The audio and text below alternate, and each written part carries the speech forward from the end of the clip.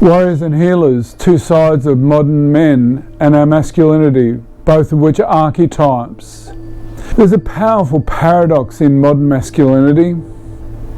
On the one hand, where men are called to be warriors, strong, decisive, protectors of what matters. On the other hand, we're being called, and rightly so, to be healers, compassionate, emotionally intelligent, and capable of repairing the fractures in our relationships and within ourselves. Not an easy place to be at times. These two powerful archetypes shaping men's lives, our lives, the warrior and the healer, these aren't just abstract ideas. They're living energies that influence how we men show up in the world, in our relationships, and within ourselves. I want to ask you the question, how do we men now hold both? How do we men carry the sword and be open-hearted at the same time? Because if we lean too far to one way, we lose balance.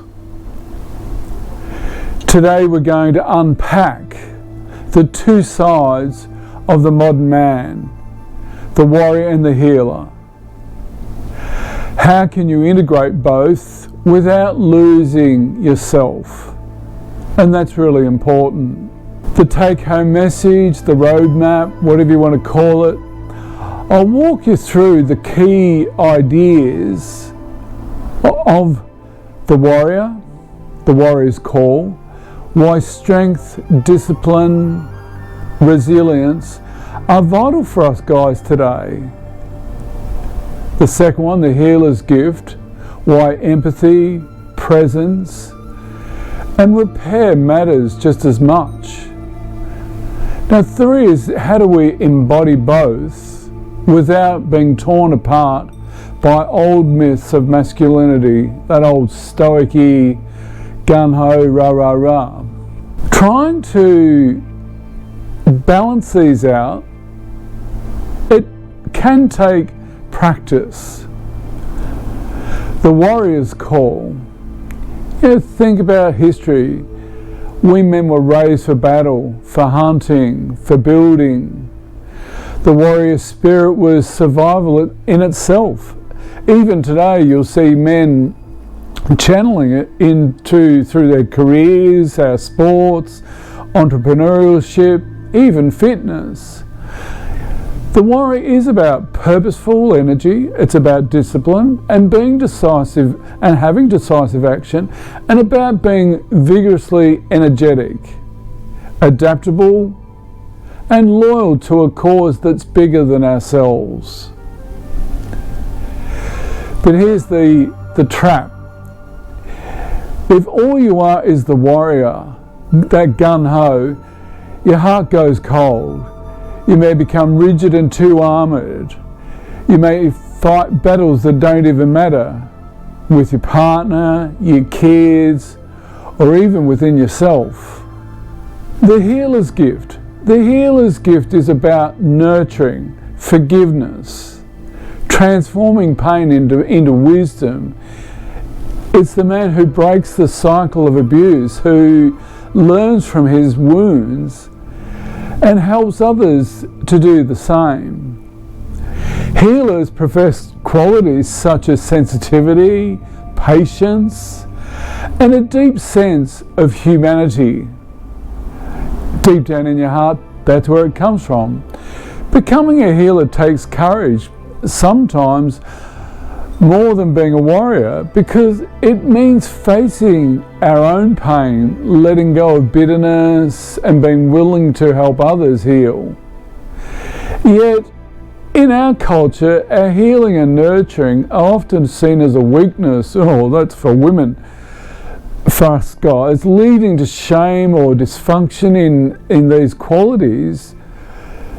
If they're expressed, it's what is wrong with those things? Now imagine the opposite of this, the man who leans in fully into his compassion, his softness, his empathy, but he's powerful in doing so. How can men nurture? How can we men hold this space? Is, if we're too not warrior enough, we can be out of balance. How do we balance the warrior archetype and the healer archetype so we don't burn out?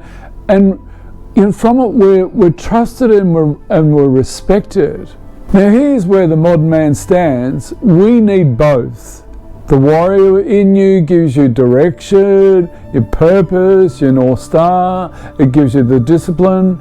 The healer in you gives connection, restoration, and love. You're connecting here into your heart.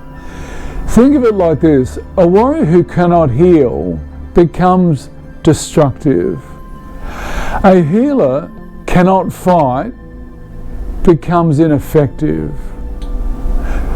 But the blokes who can protect and repair, that's a leader, that's a husband, that's a father, that's a man who's transformed his world. And what a gift to give to yourself.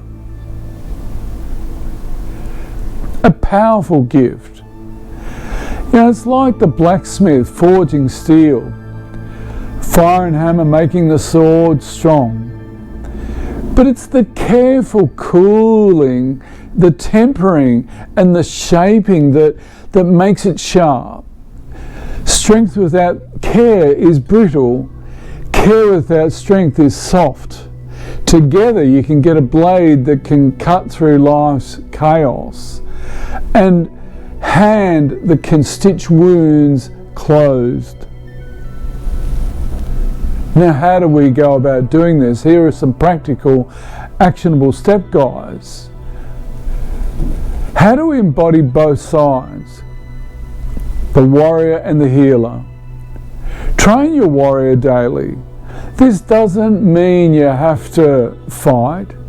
It means you have to live with discipline, e.g. lifting weights, stick to your word, build our resilience, keep our promises to ourselves and others. That's how you sharpen that sword. Practice. Practice your healer daily. Don't just listen to, respond, listen to and understand. Learn to sit with your pain of your own, others.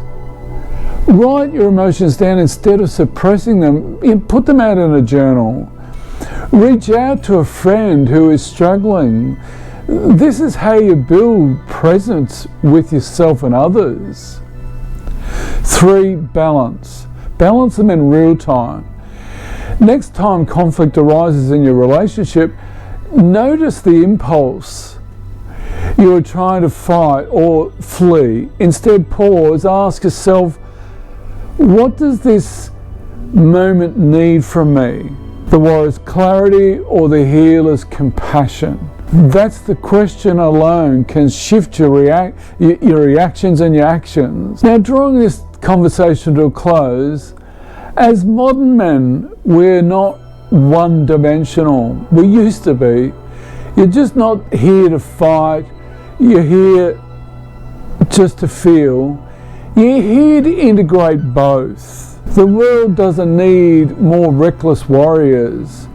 The world doesn't need more powerlessness healers. What the world needs is us guys who can stand strong and mend what's broken within ourselves and others. So ask yourself, where are you? Where am I overdeveloped? Am I an overdeveloped warrior or healer? And what small steps can I take today to strengthen the other side, either or? Because you can master both. You don't just live as a man, you live as a whole open-hearted man, connected to self, others and all that is. Guys, we've got it within it. How do we learn to Connect the dots. How do we learn to balance the warrior healer archetypal dynamics within ourselves? The more we do that for ourselves, the more we can do it for others. Now that's the greatest gift that we can give to ourselves and others. Those that we love, those that we care for. Those we care for need the warrior side of us at times to show up, but they also need the healer side of us to show up. Imagine merging both. Wow, the wholeness, the beautiful gift, the healer and the warrior, all in one. Be gentle and enjoy.